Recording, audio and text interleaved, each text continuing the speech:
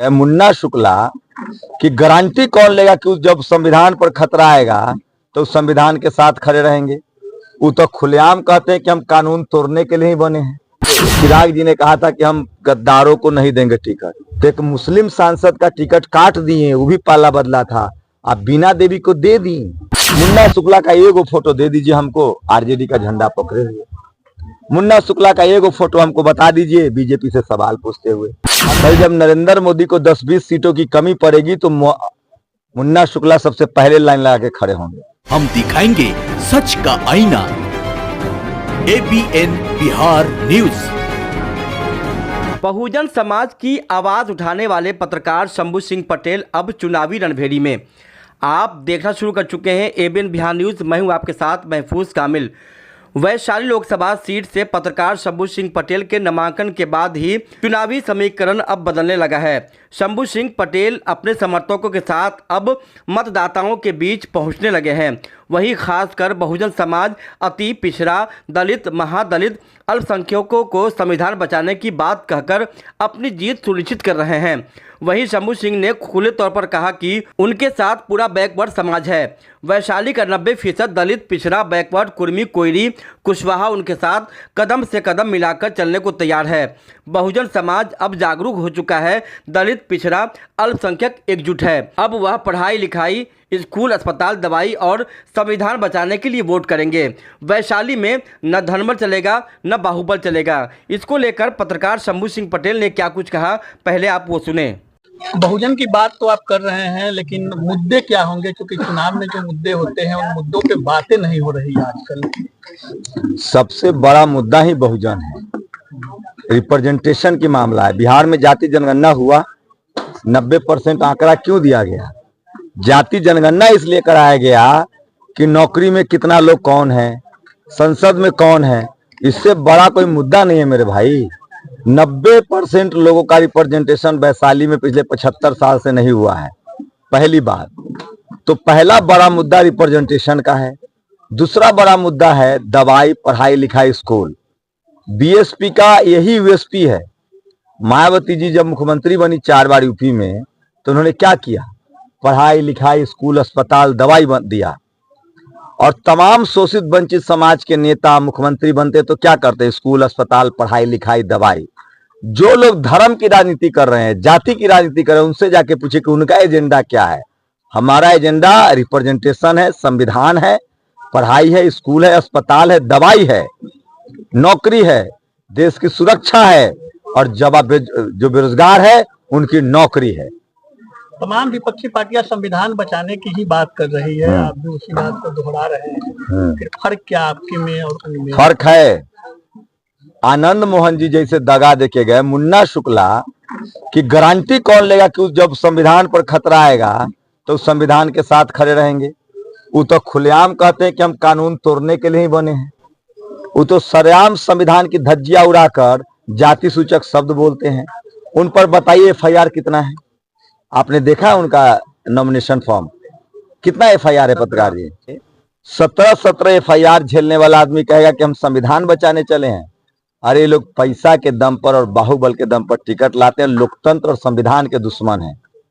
कल जब नरेंद्र मोदी को 10-20 सीटों की कमी पड़ेगी तो मुन्ना शुक्ला सबसे पहले लाइन लगा के खड़े होंगे। कल तक किस पार्टी में थे वो?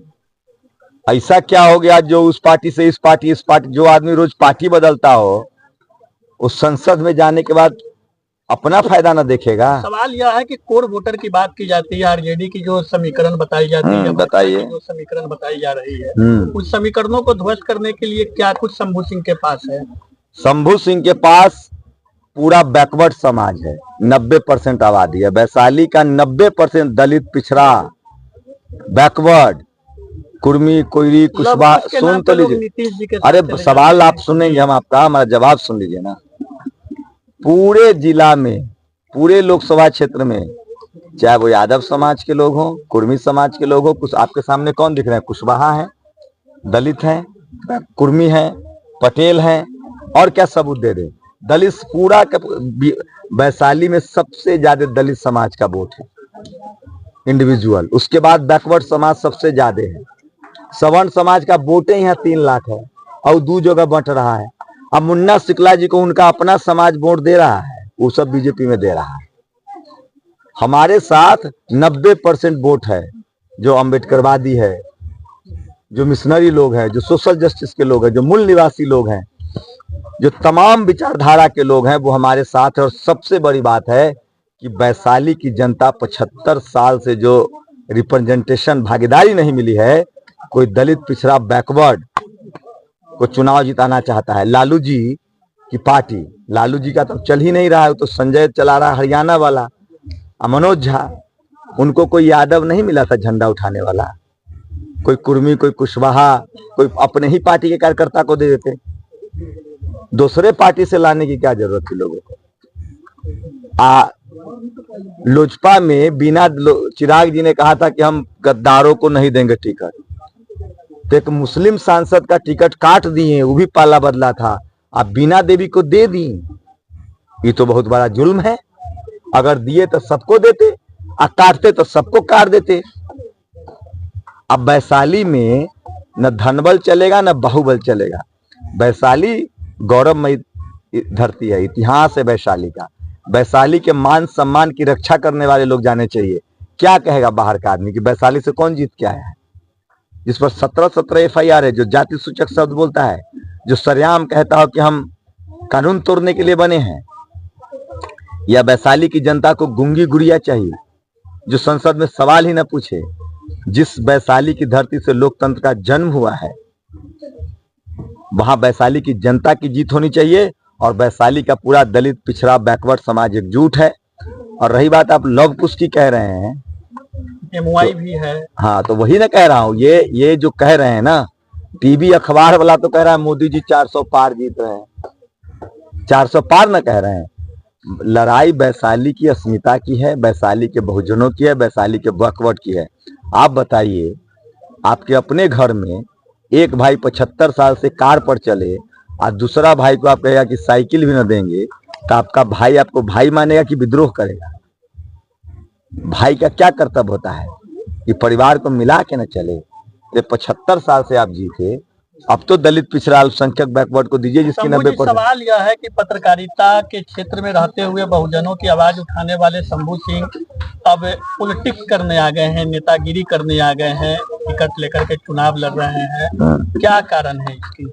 बहुजन समाज को जो भी मिला है ना, वो संविधान लागू होने के बाद राजनीति से मिला है। बाबा साहब राजनीति करते थे ना, जगदेव बाबू, जननायक कर्पूरी ठाकुर, लालू यादव, रामविलास पासवान, मान्यवर कांसीराम साहब, मायावती जी, नीतीश कुमार, ये सब कहाँ से, ये सब क्या कर रहे थे? राजनीति करके ना हमको सब कुछ मिला है।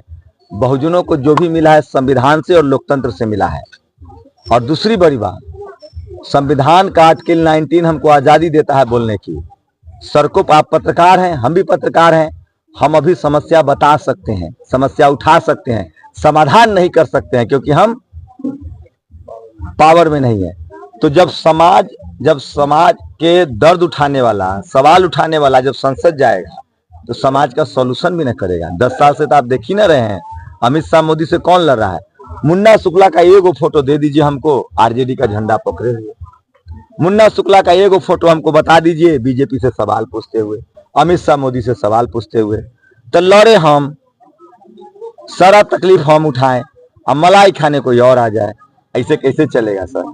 चुनाव जीत रहे हैं? जीत नहीं रहे हैं, वैशाली की जनता जीत रही है, वैशाली का बहुजन जीत रहा है, बैकवर्ड जीत रहा है, वैशाली जीत रही है। यहीं से 25 साल पढ़े लिखे आर्यन कॉलेज से, यहीं मिट्टी खेत जोते हैं, सब्जी उगाए हैं। आज लोग दिल्ली जाने के लिए चुनाव लड़ता है, हम दिल्ली से आके चुनाव लड़ रहे हैं। लोग दिल्ली जाए के चक्कर में चुनाव लड़ता है, हम दिल्ली छोड़ के आए हैं कि नहीं समाज की सेवा कर रहे हैं, दिल्ली में भी बैठ के और यहाँ भी करेंगे। धन बल का सामना कर पाएंगे? जनता के वोट में वो ताकत है ना कि बड़का अगर धनबल से चुनाव जीता तो अंबानी प्रधानमंत्री हो जाते, चाय वाला का बेटा नहीं होता। गाड़ी घोड़ा से चुनाव जीता तो टाटा के तो गाड़ी के फैक्ट्री है, वही चुनाव जीत जाता। अरे चुनाव जीतते हैं वोट से, चुनाव जीतते हैं सामाजिक कार्य से, चुनाव पैसा से और धनबल से नहीं जीता जाता है। इस देश में लोगों ने 400 सीट जीतने वाले राजीव गांधी को भी हराया है, इंदिरा गांधी को भी हराया है। बहुजन समाज जागरूक हो गया है, दलित पिछड़े अब एकजुट है, अल्पसंख्यक एकजुट है और वो पढ़ाई लिखाई, स्कूल, अस्पताल, दवाई और संविधान बचाने के लिए वोट करेंगे और संविधान विरोधियों को धूल ठगवा देंगे।